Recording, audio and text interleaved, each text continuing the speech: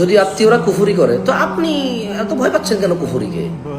5 ওয়াক্ত নামাজ পড়বেন, নামাজের পরে তাসবিহ তাহলিলগুলো করবেন, জিকির আজকার করবেন, আয়াতুল কুরসি পড়বেন, সকাল সন্ধ্যা জিকির করবেন।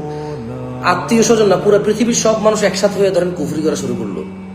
আর আল্লাহ নবী সাল্লাল্লাহু আলাইহি ওয়াসাল্লাম যে বলেছে যে ব্যক্তি মাগরিবের পর আয়াতুল কুরসি পড়ে সে ফজর পর্যন্ত নিরাপদ, যে ফজরে পড়ে সে মাগরিব পর্যন্ত নিরাপদ। আপনার কি আল্লাহ নবীর কথার উপর ভরসা নাই? পুরো পৃথিবী মিলে কুফরি করলে আপনার কি সমস্যা? আপনি কে কুফরি করে আপনি এগুলো খোঁজেন কেন? আপনার আত্মীয় করছে না, শত্রু করছে না, মিত্র করছে, আপনি জানেন কেমনে? কে কইছে আপনারা যে অমুক তমুকে কুফরি করছে? আপনাকে এগুলো কি বলা সম্ভব? ওহি আসছে নাকি কারো কাছে যে অমুকে করছে কুফরি? এগুলো আপনারা মুশরিকদের কাছে যান, মুশরিকরা আপনাদেরকে ভয় দেখায়, অমুক তমুকের নাম বলে আত্মীয়তা সম্পর্কটাও খারাপ করে আরো। আর আপনি কুফরি, ইসলামের বিধান কি? আপনি কুফরি করবেন না, করলে কাফের হয়ে যাবেন, এটা না বিধান।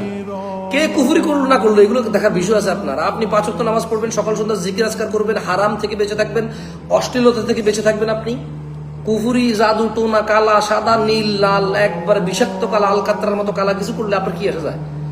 আল্লাহ আপনাকে নিরাপত্তা দিতে অঙ্গীকার করেছে না? আপনি সকাল সন্ধ্যা জিকির করবেন।